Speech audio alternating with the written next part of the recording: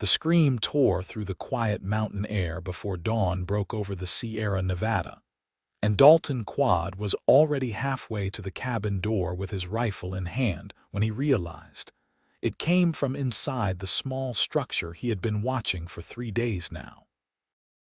Coloma, California in the spring of 1870 was not the bustling gold rush town it had been 2 decades earlier, but it still drew desperate souls seeking fortune or fleeing from something worse.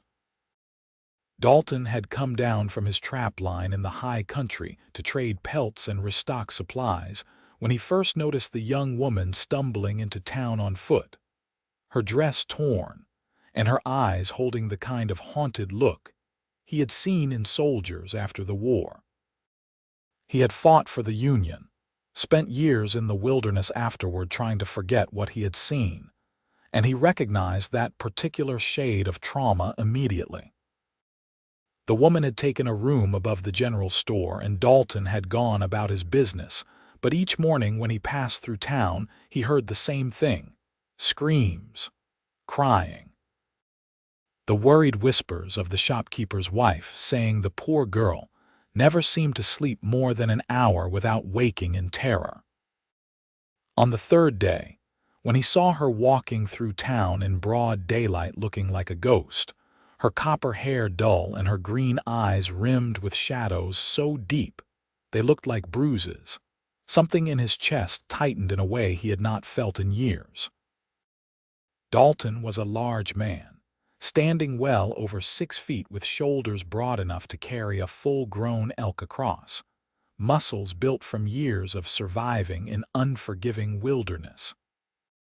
His dark hair fell past his collar, perpetually tangled from wind and weather, and his face bore the weathered look of someone who had seen 30 winters, though he was only 28. He kept to himself, preferred the company of mountains and sky to people, but something about this woman pulled at him in a way he could not ignore. He had asked around carefully, not wanting to seem improper. Her name was Olivia Sutherland, 24 years old, and she had survived an attack on a wagon train 3 weeks prior. Bandits had killed everyone else, including her newly wedded husband of only 2 months. She had hidden in a water barrel and listened to the slaughter, then walked nearly 40 miles through dangerous territory to reach Coloma. No family, no money, no possessions except the ruined dress on her back and the nightmares that plagued her every time she closed her eyes. The shopkeeper's wife, Mrs. Chen, had been kind enough to give Olivia work in exchange for the room, but she confided in Dalton that she worried the girl would collapse from exhaustion soon. "She cannot keep going like this," Mrs. Chen had said, her weathered face creased with genuine concern. "Every night the same, screaming, crying, pacing until dawn. She is wasting away before our eyes." Dalton had made a decision then that surprised even himself. He sought out Olivia that afternoon as she swept the wooden walkway in front of the store, moving slowly like every motion required immense effort. "Miss Sutherland," he said, removing his hat. His voice was deep and rough from disuse, startling her badly enough that she dropped the broom. "I apologize," he said quickly, bending to retrieve it and handing it back. Up close he could see she was beautiful despite the exhaustion, with fine features and freckles scattered across her nose. She was also clearly terrified, taking a step back from him despite his careful, gentle movements. "I do not mean to frighten you," Dalton continued, keeping his voice as soft as he could manage. "My name is Dalton Quade. I have a proposition that might help you if you will hear me out." Olivia's eyes darted around, looking for an escape route or perhaps witnesses. Her hand trembled as she gripped the broom handle. "I know you have been having trouble sleeping," Dalton said carefully. "I thought perhaps a change of location might help. I have a cabin up in the mountains, very secure, very quiet. You could rest there. I would keep watch, make sure you are safe." "Nothing improper. You understand. I would sleep outside or in the lean-to. I just thought you might sleep better knowing someone is standing guard." The offer sounded absurd even to his own ears, and he expected her to refuse or call for help. Instead, Olivia studied him with those exhausted green eyes for a long moment. "Why would you do that for a stranger?" she asked, her voice hoarse from screaming. Dalton considered the question honestly. "I was at Shiloh," he said finally. "I know what it looks like when someone cannot escape what they have seen. I know how the lack of sleep makes everything worse. You need to rest, truly rest, or you will not survive. And I have the means to help with that, if you will trust me enough to try." Olivia was silent for so long he thought she would refuse, but then she said, "When?" "Tomorrow morning, if you are willing. We can tell Mrs. Chen you are taking a few days to recover. I will bring you back whenever you wish." She nodded slowly, then returned to sweeping. Dalton replaced his hat and walked away, his heart beating harder than it had in years. He had no idea what he was doing, only that he could not stand by and watch this woman destroy herself when he might be able to help. The next morning dawned clear and bright. Dalton brought his horse, a sturdy roan mare named Patience, and a mule loaded with supplies. Olivia appeared with a small bundle, wearing the same dress but with her hair braided back. Mrs. Chen had given her a shawl and a worried look, making Dalton promise to take good care of her. The ride up into the mountains took most of the day. Olivia sat in front of Dalton on Patience, silent and tense at first. He kept his arms loosely around her to hold the reins, trying to be as unthreatening as possible. As they climbed higher and the pine forests closed around them, he felt some of the tension leave her body. "It is beautiful," she said softly, the first words she had spoken since they left town. "It is," Dalton agreed. "Honest country, what you see is what you get. No hidden dangers, just the ones right in front of you that you can prepare for." She was quiet again, but he felt her lean back slightly, just enough to rest against his chest. The gesture felt trusting and vulnerable, and Dalton found himself wanting fiercely to protect that fragile trust. His cabin sat in a small clearing near a stream, surrounded by towering pines and granite outcroppings. It was solidly built, with thick log walls and a stone chimney, designed to withstand harsh winters. Dalton had built it himself over the course of 2 years, and it showed in every careful joint and fitted beam. He helped Olivia down from the horse and showed her inside. The main room was simple but clean, with a large fireplace, a sturdy table and chairs, shelves lined with supplies, and a comfortable bed piled with furs and blankets.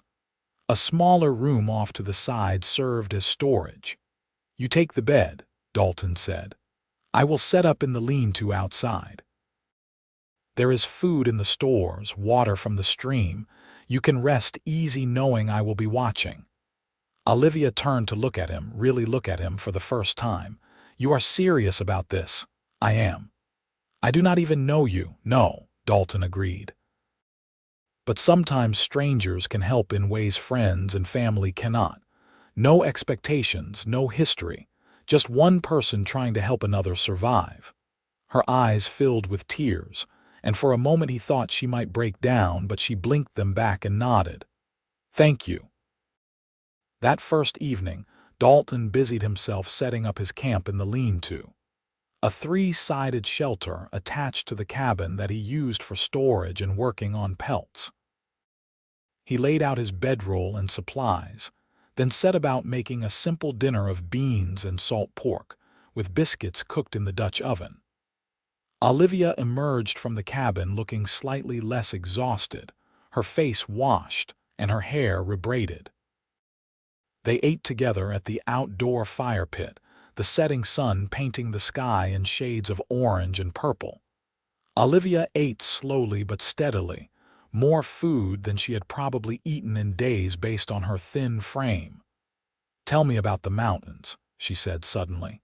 Tell me about living up here." So Dalton talked, his deep voice rumbling through stories of tracking elk through snow, watching eagles hunt, the time a bear had tried to break into his cabin, and he had to convince it to leave through sheer stubbornness.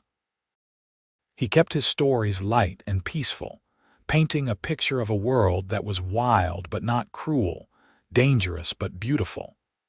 Olivia listened with an intensity that told him she was trying to fill her mind with anything other than her own memories. When darkness fell completely and the stars emerged in brilliant profusion, she finally stood. "I should try to sleep," she said, though he heard the dread in her voice. "I will be right here," Dalton assured her. "You are safe. Nothing will get past me." She nodded and went inside. Dalton built up the fire and settled into his watch. He was used to long nights, to staying alert for sounds that did not belong.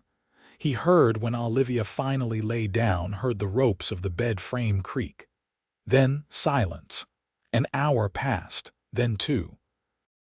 Dalton began to hope that perhaps the change of location had worked, that she might actually sleep through the night. But around midnight, he heard the first whimper, then the soft sounds of distress building into something more urgent. He moved to the cabin door, opening it quietly. Moonlight streamed through the window, illuminating Olivia thrashing in the bed, caught in the grip of a nightmare. Her face was twisted in terror, and she was making small, desperate sounds. Dalton crossed to the bed and knelt beside it. "Olivia," he said firmly but gently, "you are safe. You are in the mountains. You are safe." She did not wake, the nightmare still holding her in its grip. Remembering what had sometimes worked with soldiers in his unit, Dalton placed a careful hand on her shoulder. "Olivia, I am here. I am keeping watch. Nothing will harm you. You can rest." Her eyes flew open, wild and unseeing at first, then slowly focusing on his face in the moonlight. She was breathing hard, tears streaming down her face. "It is all right," Dalton said softly. "Just a nightmare. You are safe." "They are always there," she whispered, her voice breaking. "Every time I close my eyes, I am back in that barrel listening to them die. My husband crying out for me, I could not help them. I just hid like a coward while they all died." "You survived," Dalton said firmly. "That was not cowardice. That was the only choice you had. You survived, and that takes its own kind of courage." Olivia sat up, wrapping her arms around herself. She was shaking, though the night was not particularly cold. Without thinking, Dalton pulled one of the fur blankets from the bed and wrapped it around her shoulders. "I cannot do this anymore," she said, exhausted desperation in every word. "I cannot keep living like this, every night the same. I am so tired." Dalton made a decision. He pulled the chair from the table over to the bedside and sat down. "Then I will stay here, right here where you can see me. I will keep watch from inside tonight. You try to sleep, and every time you wake you will see me here standing guard. You are not in that barrel. You are not on that wagon train. You are here in my cabin, and I promise you nothing will harm you while I draw breath." Olivia looked at him with an expression that held both hope and disbelief. "You would do that?" "I would." She lay back down slowly, her eyes never leaving his face. Dalton settled into the chair, positioning himself where she could see him clearly in the moonlight. He began to talk, his deep voice low and steady, telling her about the mountains, about the stars, about the sound the stream made over the rocks. Just a steady flow of calm, peaceful words to anchor her to the present. Gradually, Olivia's eyes began to close. Each time they fluttered open in panic, she would see Dalton there, solid and watchful, and she would relax again. He kept talking, kept his presence steady and sure, a barrier between her and the nightmares. Somewhere around 3 in the morning, Olivia fell into a deeper sleep. Her breathing evened out, and for the first time she did not whimper or cry out. Dalton stayed exactly where he was, afraid to move and break whatever spell had finally allowed her rest. Dawn came slowly, light creeping across the mountains in shades of pink and gold. Olivia slept on, still and peaceful. Dalton watched her sleep, watched the morning sun touch her copper hair and turn it to flame, watched the deep shadows under her eyes that might, just might, be slightly less pronounced. She did not wake until mid-morning, her eyes opening slowly and then widening in shock as she realized how much time had passed. She sat up quickly, looking around in confusion, then her gaze landed on Dalton, still sitting in the chair beside the bed. "I slept," she said, wonder in her voice. "I actually slept." "You did," Dalton confirmed, his voice rough from talking all night. "Several hours without nightmares." Tears spilled down her cheeks, but these were different from the ones he had seen before. These held relief, hope, a breaking of something that had been held too tightly for too long. "I do not remember the last time I slept more than an hour. I had forgotten what it felt like." Dalton stood, his body stiff from sitting all night. "I will make breakfast. You rest a bit more if you want." But Olivia was already getting up, wrapping the blanket around her shoulders. "No, I want to be awake. I want to feel what it is like to be rested." She looked at him with an intensity that made his chest tighten. "Thank you. I do not have words for what you have given me, but thank you." Dalton nodded, not trusting his own voice, and went outside to start breakfast. The days that followed fell into a rhythm. Dalton would wake early and handle his morning chores, tending to the animals, checking his traps, gathering wood.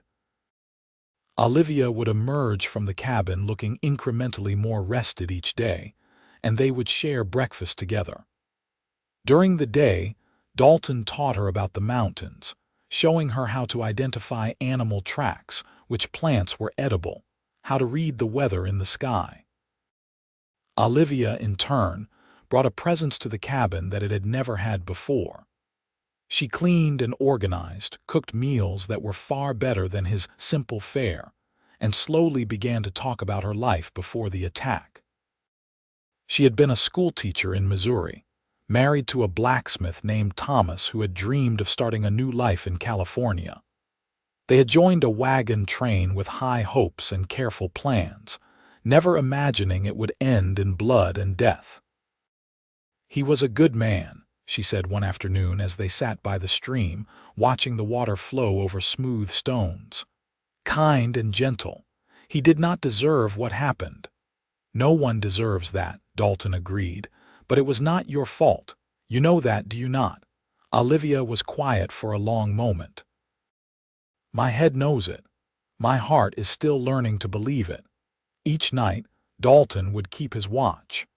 The first week he stayed inside the cabin, sitting by her bed and talking softly until she fell asleep, then maintaining his silent vigil through the night.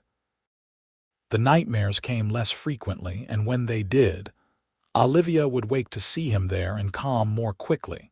By the second week, Dalton could move his chair to the fireplace, keeping watch from across the room. Olivia still woke sometimes, but she would see the glow of the fire and his silhouette, and she would settle back into sleep.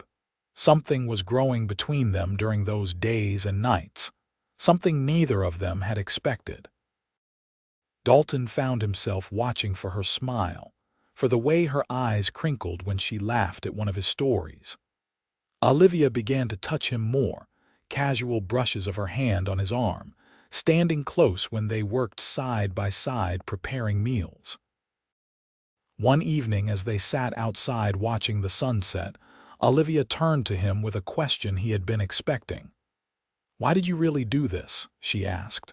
"The truth this time." Dalton was quiet, choosing his words carefully. "After the war, I came up here to forget. To escape what I had seen and done.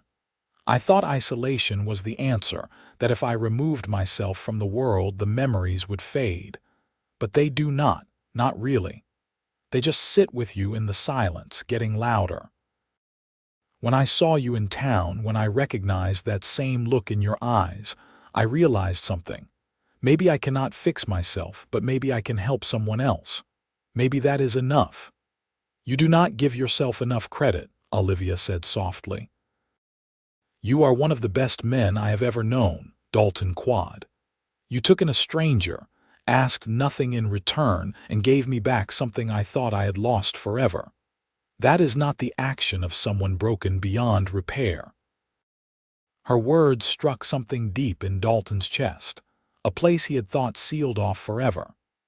He looked at her in the fading light, at the way the sunset turned her hair to copper fire, at the gentle strength that was returning to her features as sleep and safety restored her. "You are extraordinary, Olivia Sutherland," he said quietly. "Stronger than you know." She held his gaze, and something passed between them, an acknowledgement of feelings that had been growing in the quiet spaces between them.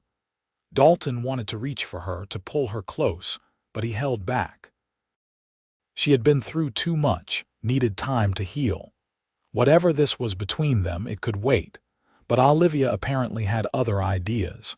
She reached out and took his hand, lacing her fingers through his. The touch was electric, sending warmth through his entire body. "I feel safe with you," she said. "For the first time since the attack, I feel like myself again, and I think it is more than just the sleep. It is you." Dalton squeezed her hand gently. "Olivia, you have been through trauma. You should not make any decisions while you are still healing." "Do you have feelings for me?" she asked directly, her green eyes searching his face. Honesty seemed like the only option. "I do. I have from almost the moment I saw you, but I do not want to take advantage of your vulnerability. What if I told you that you are the reason I am healing? That every moment with you makes me feel more whole?" Olivia moved closer, still holding his hand. "I know it is fast. I know I should probably wait. But I lost Thomas because I thought we had time, because I believed we would have years to build our life together. I learned the hardest way possible that time is not guaranteed. So if I feel something real, something true, I do not want to waste it by waiting for some arbitrary point when I am considered healed enough." Dalton's resolve was crumbling. "I do not want to be a replacement for what you lost." "You are not," Olivia said firmly. "What I had with Thomas was good and real, and I will always cherish it. But that was then. This is now. And what I feel for you is not the same. It is different, maybe deeper, because it was forged through struggle. You have seen me at my worst, at my most broken, and you did not turn away. Do you know how powerful that is?"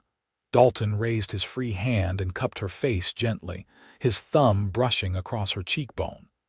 "I am not good with words or feelings. I have spent too many years alone. But I care for you, Olivia, more than I thought I could care for anyone." She leaned into his touch, her eyes closing briefly. "Then that is enough. We will figure out the rest as we go." Dalton leaned forward and kissed her, gentle and careful, like she was something precious that might break. Olivia responded by wrapping her arms around his neck and pulling him closer, the kiss deepening into something that spoke of need and connection and hope. When they finally pulled apart, both were breathing hard. Dalton rested his forehead against hers. "This changes things." "I hope so," Olivia said with a small laugh. "I would hate to think I kissed you for nothing." That night, after Olivia had gone to bed, Dalton sat by the fire thinking about the future. He had planned to bring her back to town soon to let her resume her life. But now everything was different. He did not want her to leave. He wanted her here in his cabin, in his life, but he could not keep her isolated in the mountains forever. She deserved a real life, a community, opportunities. His cabin was barely big enough for one person, let alone two. And winter in the high country was brutal, dangerous even for experienced mountain dwellers. He was still wrestling with these thoughts when he heard Olivia call out softly. "Dalton!" He moved to the doorway. She was sitting up in bed, illuminated by moonlight. "I cannot sleep," she said. "Will you come lie with me, just to hold me? I feel cold even though I am not." Dalton hesitated only a moment before moving to the bed. He lay down on top of the furs, fully clothed, and Olivia immediately curled into his side, her head on his broad chest.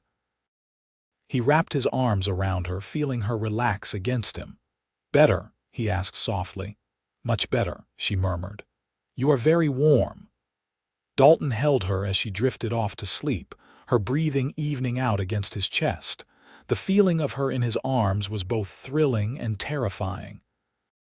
He was a simple mountain man, rough around the edges, more comfortable with animals and solitude than people and society. What did he really have to offer someone like Olivia? But then she shifted in her sleep, burrowing closer, and he thought maybe what he had to offer was exactly what she needed. Safety, security, someone who would stand watch while she healed.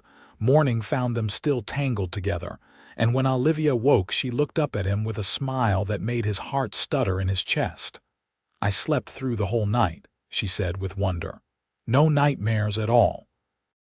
"You did," Dalton confirmed, brushing a strand of copper hair from her face. "I am glad."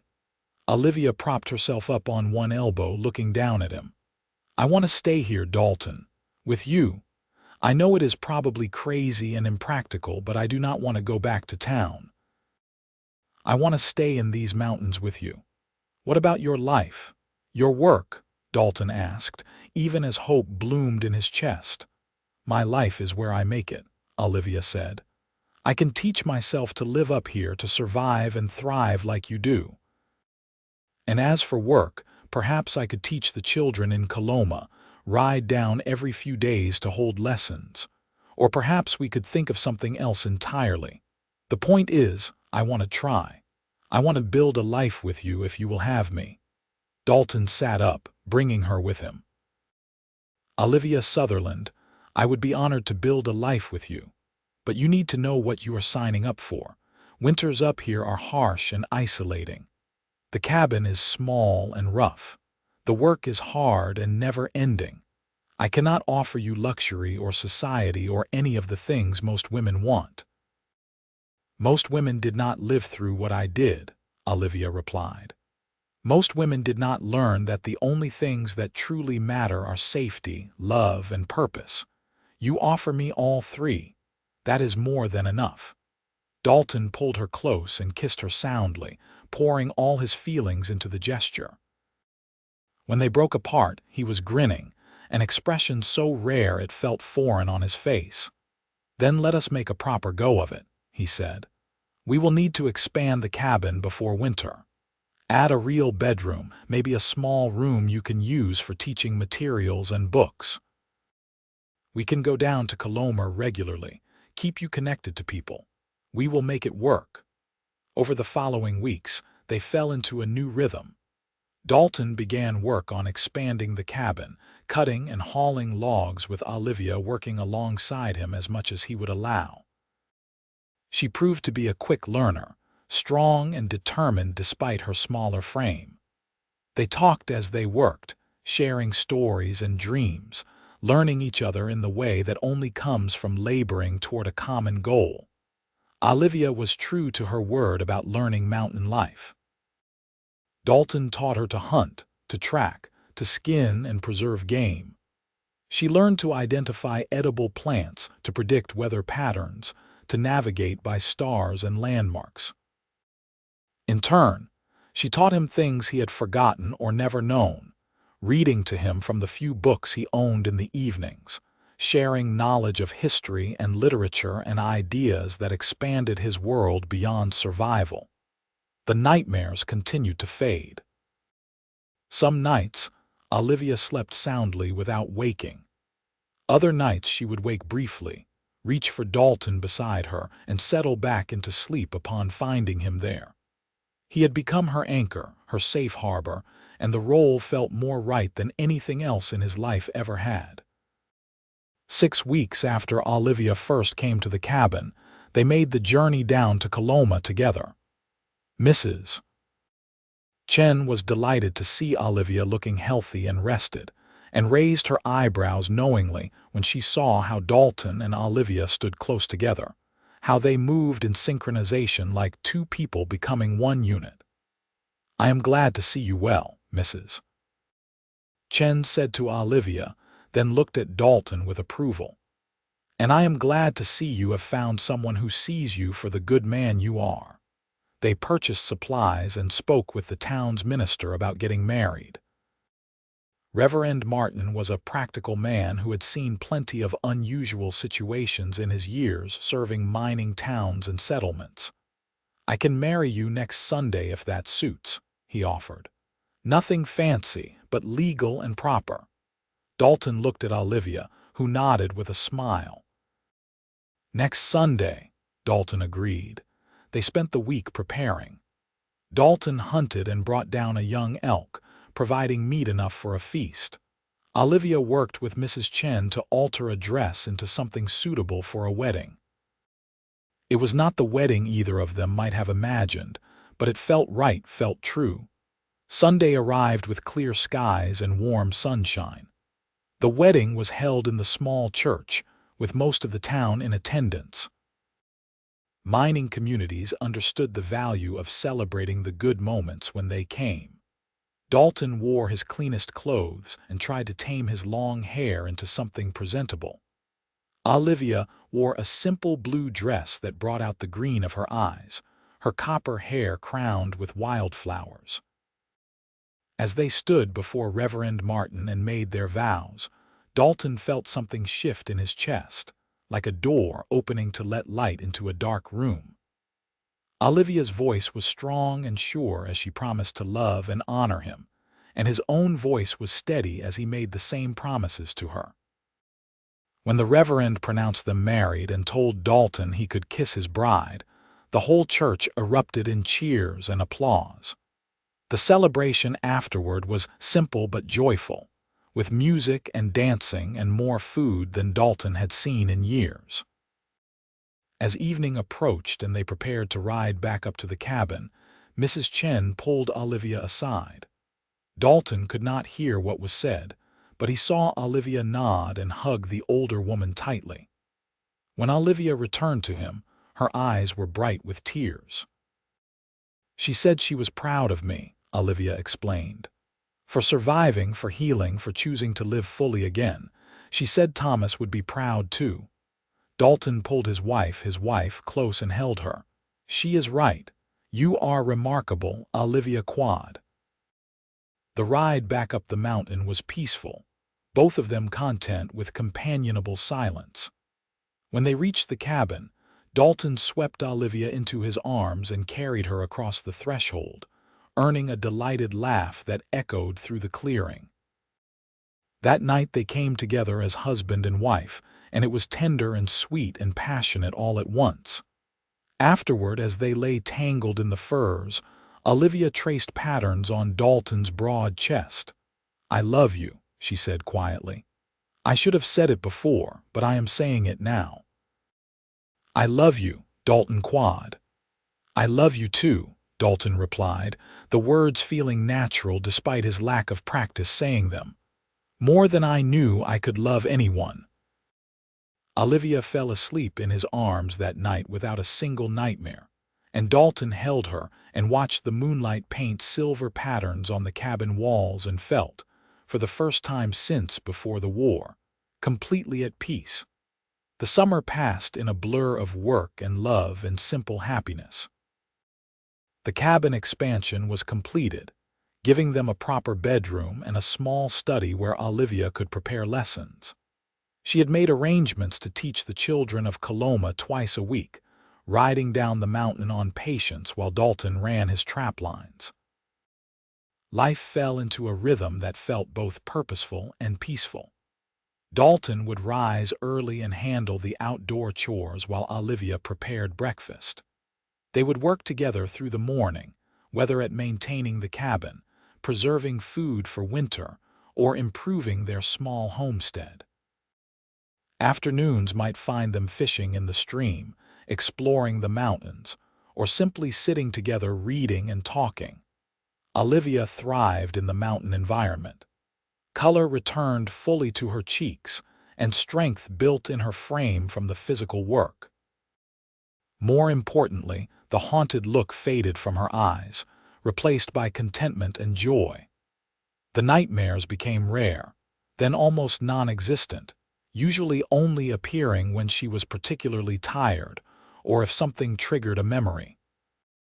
Even then, she would wake to find Dalton beside her, solid and real, and she would remember where she was and settle back into sleep. He was her anchor, her protector, her partner, and she was his light, his purpose, his home. As autumn approached and the aspens turned gold against the evergreen backdrop, Olivia began to feel unwell in the mornings.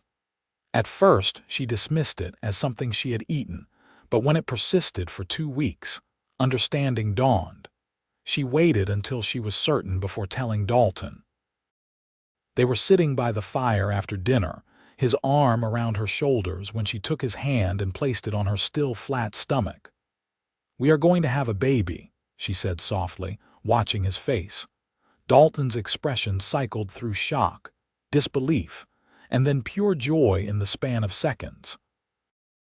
"Truly, truly," Olivia confirmed. "I am about 2 months along, I think. The baby should arrive in spring." Dalton let out a whoop of joy that probably scared every animal within a mile, then pulled Olivia into his arms and held her like she was made of glass. "A baby. We are going to have a baby.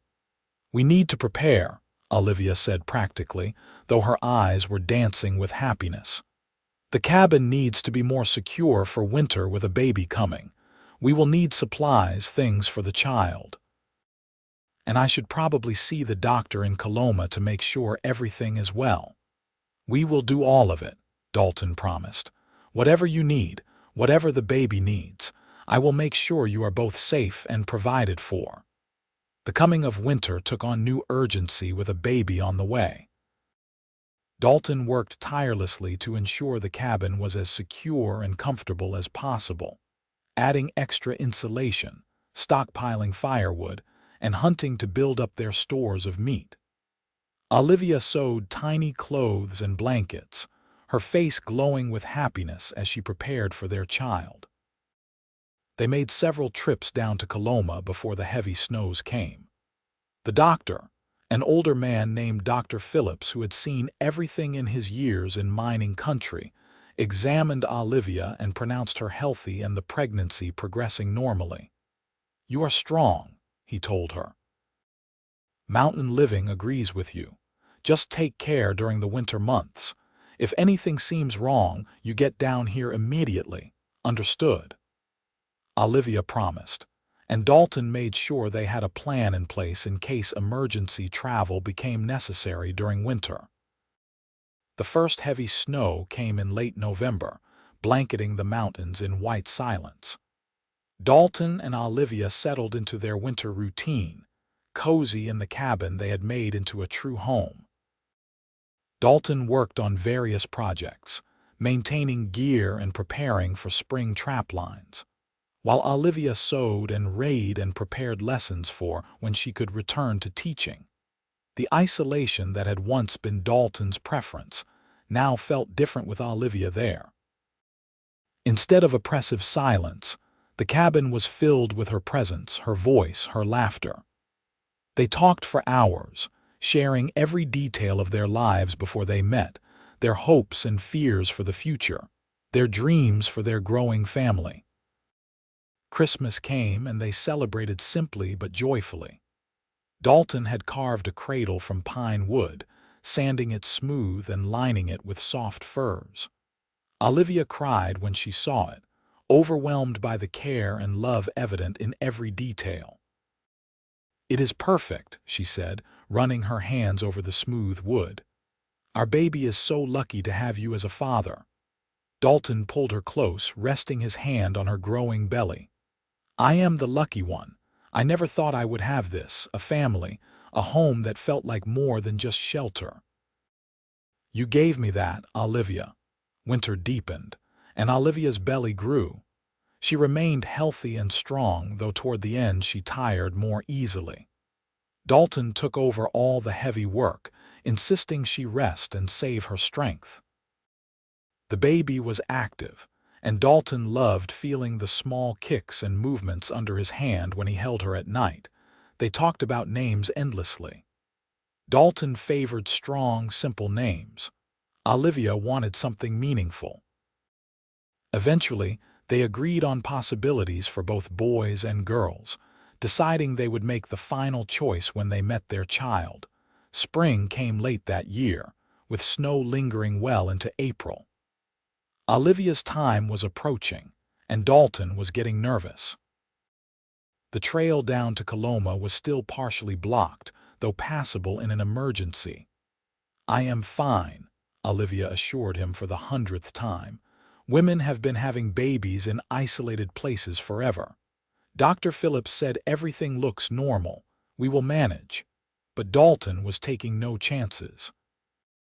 He rode down to Coloma and returned with Mrs. Chen, who had assisted at many births over the years. She agreed to stay with them for a few weeks around Olivia's due date. "Better safe than sorry," she said practically, settling into the cabin. "Besides, I am curious to see what kind of babies you two will make." Her presence calmed Dalton's nerves considerably, and Olivia was happy to have another woman around. Mrs. Chen and Olivia would sit together for hours, talking and laughing while they sewed or cooked, and Dalton would listen to them and feel grateful beyond measure. The baby came on a warm night in early May, under a full moon that lit up the mountains like daylight. Olivia's labor started after dinner and progressed quickly. Mrs. Chen took charge with calm efficiency, directing Dalton and reassuring Olivia. "You are doing wonderfully," she kept saying. "Strong and steady, just like I knew you would be." Dalton held Olivia's hand through it all, letting her squeeze until he thought his bones might break, murmuring encouragement and love. When the baby finally arrived in the early hours of morning, squalling with healthy lungs, Dalton felt tears stream down his face. "A boy," Mrs. Chen announced, quickly cleaning the infant and wrapping him in soft blankets. "A big, healthy boy." She placed the baby in Olivia's arms, and Dalton moved close to see his son for the first time. The baby had a shock of dark hair and was red-faced from crying, tiny fists waving in indignation at being thrust into the cold world. "He is perfect," Olivia breathed, tears of joy streaming down her exhausted face. "Dalton, look at him. He is perfect." Dalton carefully touched one of those tiny fists, overwhelmed when his son's fingers automatically curled around his much larger one. "Hello, little one," he said softly. "Welcome to the world." They named him Daniel, after Dalton's father who had died when he was young. Daniel Thomas Quade, honoring both his father and Olivia's first husband. The baby was indeed healthy and strong, nursing well and sleeping in the cradle Dalton had made. Mrs. Chen stayed for 2 weeks, helping Olivia recover and teaching both new parents the intricacies of caring for an infant. By the time she left to return to Coloma, Dalton and Olivia had fallen into the exhausting but wonderful rhythm of new parenthood. "You are naturals," Mrs. Chen told them before departing. "This boy is lucky to have you both." Life with a baby was challenging in ways Dalton had never imagined. The constant needs, the interrupted sleep, the worry over every little thing. But it was also filled with moments of pure joy. Daniel's first smile, the way he would calm when Dalton held him against his broad chest, the sound of Olivia humming lullabies in the quiet of night. Olivia sometimes had difficult nights in the early weeks after Daniel's birth. Not nightmares of the attack, but anxiety dreams about something happening to the baby. Dalton would wake to find her standing over the cradle, watching to make sure Daniel was breathing. "I know it is not reasonable," she would say, "but I cannot help it. I keep thinking about everything I have lost, and I am terrified to lose this too." "That is normal," Dalton would assure her, guiding her back to bed. "You have been through trauma. Of course you are protective. But Daniel is safe. We are all safe. I am here, watching over both of you." As summer arrived and Daniel grew stronger, life settled into a new normal. Olivia returned to teaching in Coloma, though less frequently, bringing Daniel with her. The town had fallen in love with the baby, and there was always someone willing to hold him while Olivia conducted her lessons. Dalton continued his work, though he found himself hurrying through his tasks to get back to his family. The cabin that had once felt like a refuge from the world now felt like the center of his entire universe. Everything that mattered was contained in those log walls. One evening, as they sat outside watching the sunset, Daniel sleeping in Olivia's arms, Dalton looked at his wife and felt his heart clench with love so fierce it almost hurt. "What are you thinking?" Olivia asked, noticing his gaze. "I am thinking about how different my life is now from what it was 2 years ago," Dalton said honestly. "How I was just existing, not really living. And then you came into my world and changed everything." Olivia reached over and took his hand. "You saved my life, Dalton. In every way that matters. I was drowning in trauma and exhaustion, barely holding on. You gave me a safe place to heal, then you gave me love and purpose and a family. You gave me back my life." "We saved each other," Dalton said, squeezing her hand gently. "I think that is how it works when it is right. Not one person rescuing another, but both people making each other better, stronger, more whole." Daniel stirred and made a small sound, and Olivia adjusted him in her arms. "Do you think we will have more?" she asked. "More children?" "Would you want to?" Dalton asked. "I think I would," Olivia said. "Not right away, but eventually. I would like Daniel to have siblings. I would like our home to be full of life and laughter." "Then that is what we will have," Dalton promised. "As many as you want." The years passed in a blur of happiness and hard work. Daniel grew into a strong, bright boy who loved the mountains as much as his father. When he was 2, Olivia gave birth to a daughter they named Deanna, who had her mother's copper hair and fierce independence. 2 years after that came another son, David, who was quiet and thoughtful like Dalton. The cabin was expanded twice more to accommodate their growing family. Dalton built on with his own hands, creating a home that was sturdy and warm and full of love. Olivia continued teaching, now with her own children joining her students. The nightmares had faded to almost nothing. Once or twice a year, usually when she was very tired or stressed, Olivia would have a bad dream. But even then, she would wake to find Dalton beside her, or if he was already up, working quietly nearby. The fear would fade quickly, replaced by the solid reality of her life, her family, her home. She had survived horror and come out the other side stronger.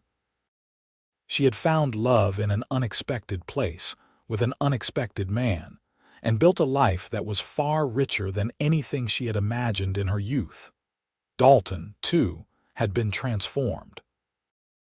The isolated, haunted man who had hidden in the mountains to escape his past had become a devoted husband and father, a pillar of strength for his family and community. He still preferred the mountains to cities, still was more comfortable with action than words, but he had learned to open his heart and let people in. Every night, whether Olivia needed it or not, Dalton kept his watch in his own way.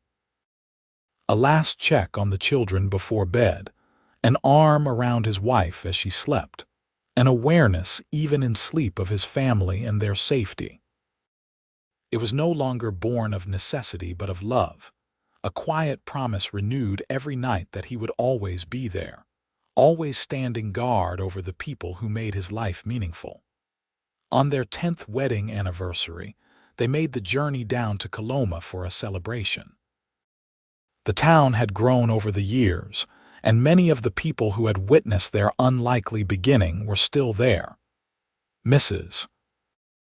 Chen, now quite elderly, held court at the party, telling stories about the frightened young woman who had arrived with nothing and the gruff mountain man who had given her a chance to heal. "I knew from the first," she said with satisfaction. "I saw the way he looked at her, and I knew. Sometimes you can just tell when two people are meant to find each other." That night, back in their cabin with the children asleep, Dalton and Olivia sat together by the fire. She leaned against his broad chest, his arms wrapped around her, both of them content in the comfortable silence. "Do you ever think about how different things could have been?" Olivia asked. "If you had not been in Coloma that week, if you had not offered to help, sometimes," Dalton admitted, "but not with regret, more with gratitude that things worked out as they did. Every choice, every moment led us here." "I used to think my life ended with that attack," Olivia said quietly. "I thought I had used up all my chances at happiness. But really, it was a beginning. A horrible, painful beginning, but the start of something better than I could have imagined." Dalton tightened his arms around her. "You were always strong enough to build a new life. I just provided a safe space for you to start." "You provided everything," Olivia corrected, turning to look at him. "Love, safety, purpose, family. You gave me everything that matters." They kissed, tender and sweet, the kiss of two people who had weathered storms together and come out stronger. The fire crackled, the night was peaceful, and beyond the cabin walls the mountains stood eternal and strong, silent witnesses to the love story that had unfolded in their shadow. 15 years after that first night when Dalton had sat vigil by Olivia's bed, they stood together on the porch of their much-expanded cabin, watching the sun set over the Sierra Nevada. Their children, now ranging from 13 to 8, were inside preparing dinner together, their voices and laughter filtering out through the open door. "Did you ever imagine this?" Olivia asked, gesturing to the scene around them. The well-maintained homestead, the garden bursting with vegetables, the sound of their children's happiness. "Never," Dalton said honestly. "I thought I would live and die alone in these mountains. I thought that was what I deserved, what I was suited for. I was wrong." "We were both wrong about what our lives would be," Olivia said, "but we were right about each other." Dalton pulled her close, marveling as always at how perfectly she fit against him, how right it felt to hold her. "I love you, Olivia Quade. Every day I love you more." "And I love you," Olivia replied. "My protector, my partner, my home. Thank you for keeping watch all those nights until I could finally rest, and thank you for every day since." They stood together as the last light faded from the sky and the first stars appeared. Two people who had found each other in the darkness and built a life full of light. Behind them, their children called that dinner was ready, and they turned to go inside together, to the home and family they had created through love and trust, and the simple act of one person watching over another until healing could begin. The nightmares were long gone, replaced by dreams of the future and the contented sleep of someone who knew, bone deep, that they were safe, loved, and home. And every night, without fail, Dalton Quade kept his watch, not because Olivia needed him to, but because protecting his family was as natural to him as breathing. In the wild mountains of California, in a sturdy cabin built by loving hands, a family thrived. And if you listened carefully on quiet nights, you might hear laughter or singing or the sound of children playing, echoing through the pines and across the granite peaks. It was the sound of healing, of love, of a life well lived against all odds. Years continued to pass with the same steady rhythm of seasons. The children grew, as children do, each developing their own personalities and dreams. Daniel, the eldest, showed his father's affinity for the mountains and his mother's quick mind. By 16, He could track as well as Dalton and was considering becoming a surveyor, mapping the vast territories that were still being explored and settled. Diana, at 14, had inherited her mother's love of teaching and her father's protective streak. She helped Olivia with the younger students in Coloma and talked of becoming a teacher herself one day, perhaps even starting a proper school in the growing town. David, the quiet one at 12, loved books and learning above all else. He would spend hours reading everything he could get his hands on, and both Olivia and Dalton suspected he would seek higher education, perhaps becoming a lawyer or doctor. The Quade family had become something of a legend in Coloma and the surrounding areas. The story of the traumatized widow and the mountain man who had helped her heal had evolved over the years, told and retold until it took on almost mythical proportions. But those who knew them saw the reality was better than any legend. A family built on love, respect, and unwavering support for one another. Dalton was now in his mid-40s, his dark hair liberally streaked with silver, his face more weathered by sun and wind. But he was still strong, still capable, still the solid presence his family relied on. Olivia, at 40, retained her beauty, though her copper hair also showed threads of silver. The shadows that had haunted her eyes in those early days were long gone, replaced by laugh lines and the clear gaze of someone at peace with their life. They had weathered challenges together over the years. Harsh winters that tested their endurance, a forest fire that came terrifyingly close to their homestead, illness and injury that required all their courage and resourcefulness. Through it all, they had remained united, their bond growing stronger with each obstacle overcome. One autumn evening, with all three children away at friends' houses in town, Dalton and Olivia found themselves alone in the cabin for the first time in what felt like forever. They made love with the leisurely tenderness of long familiarity, then lay together in the quiet afterward, listening to the wind in the pines. "The children are growing up," Olivia observed, a touch of melancholy in her voice. "Soon they will be building their own lives, leaving to pursue their dreams." "That is what we raised them for," Dalton said, though his own voice held a note of sadness. "To be strong and independent, to go out into the world with confidence." "I know," Olivia said. "And I am proud of them, proud of who they are becoming. But I will miss this, our family all together under one roof." Dalton pulled her closer. "We will always have each other. We started as just the two of us, remember? We built this together before the children came. We will be fine when they leave because we have each other." Olivia smiled and kissed his shoulder. "You are right, of course, and honestly, there is something appealing about the idea of it being just us again. Peaceful mornings, quiet evenings, being able to make love without worrying about being overheard." Dalton laughed, the sound deep and warm. "There is that, though I will miss the noise and chaos too." "We will visit them," Olivia said, "and they will visit us. And eventually there will be grandchildren." "Grandchildren," Dalton repeated, testing the word. "That is hard to imagine." "Give it a few years," Olivia said with amusement. "Daniel is 16. In a few years he might well be married and starting his own family." The thought was both exciting and strange. Dalton tried to imagine his tall, serious son as a father and found he could picture it easily. Daniel would be a good father, patient and strong, taking the best qualities from both his parents. As winter approached that year, Daniel came to his father with a proposal. "I want to spend the winter on the trapline with you," he said. "Really learn the work, not just day trips but the whole season. I am old enough now, and I need to know if this is the life I want."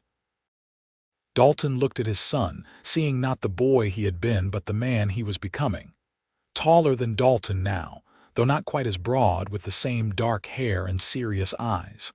"It is hard work," he warned. "Lonely and cold and dangerous at times." "I know," Daniel said. "But I need to try it to know for sure. Will you take me?" Dalton looked at Olivia, who nodded. "He is old enough," she said, "and he has you to teach him. I trust you both." So that winter, father and son worked the trapline together. They spent weeks at a time in the high country, checking traps, hunting, surviving in conditions that would break lesser men. Dalton taught Daniel everything he knew about reading weather, about animal behavior, about the 100 small skills that meant the difference between life and death in the wilderness. They also talked, long conversations by campfires under brilliant stars, sharing thoughts and feelings that were easier to express away from the bustle of family life.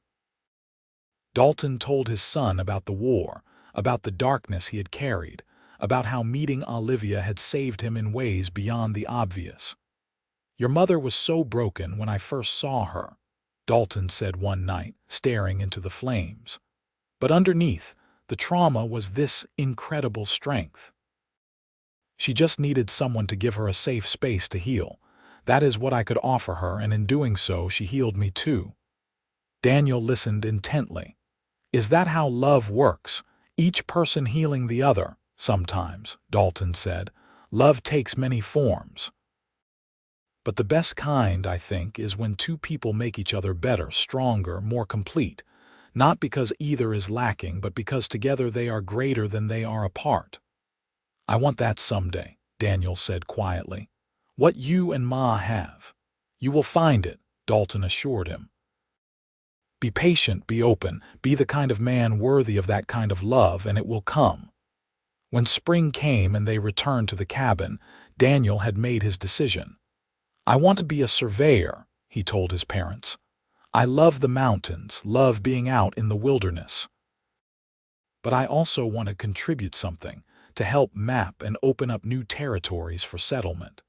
I can combine what you have taught me with learning and purpose." Dalton and Olivia supported his decision wholeheartedly. Arrangements were made for Daniel to apprentice with a surveying team out of Sacramento, starting that summer. It was the first step in their eldest leaving the nest, and while it was bittersweet, both parents were proud of his choice. Deanna, meanwhile, had fallen in love with the son of a family that ran the mercantile in Coloma. Robert Miller was a good young man, hardworking and kind, and Dalton had given his blessing to the courtship after thoroughly vetting the boy's character and intentions. "He treats her well," Olivia observed, watching Deanna and Robert at a town dance. "With respect and genuine affection." "He had better," Dalton said, his protective instincts still strong where his daughter was concerned. "Or he will answer to me." Olivia laughed and patted his arm. "Our daughter is strong and smart. She knows her own mind. Trust that we have raised her well enough to choose wisely." "I do," Dalton admitted, "but that does not make it easier to watch her grow up." David, at 14, was in no hurry to leave childhood behind. He was content with his books and studies, helping around the homestead, and gradually developing his own plans for the future. He talked of attending university, of perhaps becoming a doctor like the one who had helped his mother during her pregnancy. As the children began to pursue their own paths, Dalton and Olivia found themselves adjusting once again. The cabin felt larger with Daniel gone much of the time, and Diana spending increasing amounts of time with Robert. But they adapted, as they always had, finding new rhythms and appreciating the time they had together. 20 years after they first met, Dalton and Olivia stood on the same spot where he had first carried her across the threshold as his bride. The cabin had grown into a substantial home. The clearing around it expanded to include gardens and outbuildings. Everything showed the care and love that had gone into building a life here. "You ever regret it?" Dalton asked suddenly. "Staying up here instead of living in town?" Making your life in such an isolated place. Olivia looked at him with surprise. Never, not once. This is where I healed. This is where I fell in love. This is where I raised my children. These mountains are as much a part of me now as they are of you. I worry sometimes that I kept you from things, Dalton confessed. Society, culture, opportunities. You gave me everything that mattered, Olivia said firmly, taking his face in her hands. Safety, love, family, purpose. Everything else is just decoration. You need to believe that, Dalton. You need to know that I chose this life, chose you, and I have never regretted it. Dalton pulled her close, resting his chin on top of her head. I love you more than words can express. You made my life worth living. And you gave me back my life when I thought it was over, Olivia replied. We are even. The years continued their steady march. Daniel became a successful surveyor, mapping territories throughout California and Nevada. He married a strong woman named Sarah, who shared his love of the outdoors. And they gave Dalton and Olivia their first grandchild, a boy named Thomas after Olivia's first husband, a gesture that moved her to tears. Deanna married Robert and opened a school in Coloma, fulfilling her dream of teaching while staying close to family. She had 3 children in quick succession, 2 girls and a boy, and brought them to visit the mountain cabin regularly. David did indeed go to university, studying medicine in San Francisco. It was hard for Olivia to see her youngest so far away, but she was immensely proud of his dedication and accomplishments.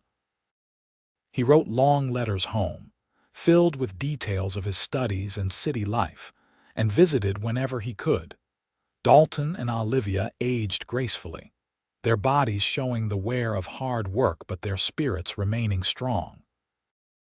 They still worked together to maintain the homestead, though they had hired a young man from town to help with the heaviest labor.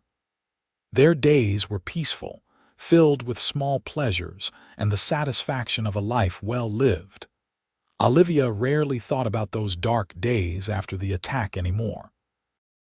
When she did, it was with a sense of distance, like remembering something that had happened to someone else.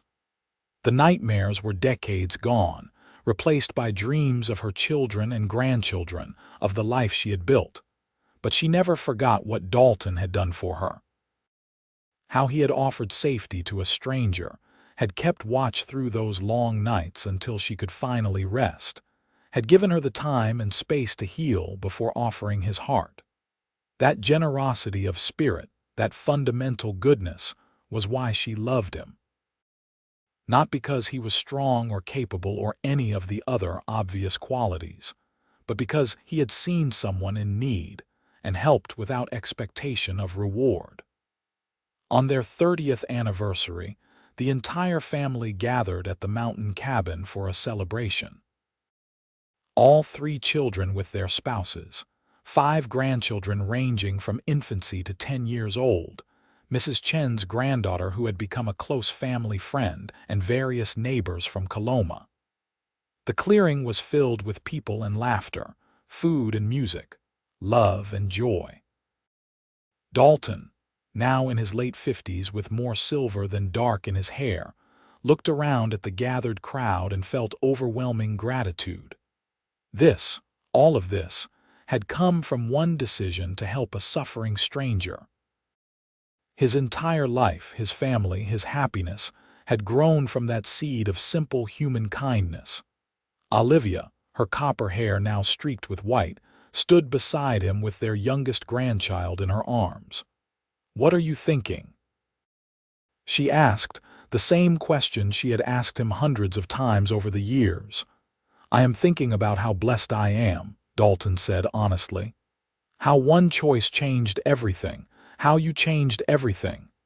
"We changed each other," Olivia corrected gently. "That is what I have tried to teach our children and grandchildren.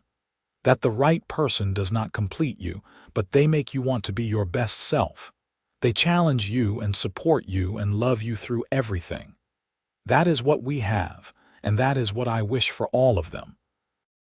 As the party continued around them, Dalton and Olivia slipped away for a moment of quiet, walking to their favorite spot overlooking the valley. The sun was setting, painting the sky in brilliant oranges and pinks, the mountains standing eternal in the distance. "I kept watch so you could rest," Dalton said softly. "But you have kept watch over my heart ever since. You have guarded my soul, healed my wounds, given me purpose and meaning. We have kept watch over each other, and that has made all the difference." Olivia leaned into his embrace, as comfortable there as she had been from the first night he held her. "I never slept a full night without nightmares," she said. "Until you gave me that gift and so much more. Every good thing in my life has flowed from that first act of kindness." They stood together as darkness fell and the stars emerged, just as they had stood together through everything life had thrown at them over 30 years. Behind them, they could hear their families' voices, the sound of their legacy and their love made manifest. The mountains kept their watch over the valley, and Dalton Quade kept his watch over the family he had built with Olivia Sutherland, the woman who had come to him broken and afraid and had become his whole world. It was a good life, a full life, a life worth every moment. And every night, though the nightmares were long vanquished and the dangers past, Dalton still kept his watch in his own way. An arm around his wife, an awareness even in sleep, a promise renewed each day that he would always be there, always standing guard, always loving her with everything he had. It was enough. It was everything. It was the life they had built together from trauma and kindness, from love and trust, from one man's decision to help a suffering woman and that woman's courage to accept the help and build something new. In the wild mountains of California, in a cabin that had grown into a home, surrounded by family and love, Dalton and Olivia Quade lived out their days in peace and contentment. The nightmares never returned. The love never faded. And the watch continued, night after night, year after year, until their very last days together. That was their story. A love story born in darkness but lived in light, proof that healing is possible, that kindness matters, that love can grow in the most unexpected places. It was a legacy they passed to their children and grandchildren, a lesson in what it means to be there for another person, to stand watch over those you love, to build a life worth living despite the hardships. And if you traveled to those mountains even now, to the cabin still standing strong after all these years, you might still feel the echo of that love, that dedication, that promise kept faithfully for a lifetime. The promise of a mountain man to a broken woman: "I will keep watch so you can finally rest." A promise kept, a love fulfilled, a life well lived together.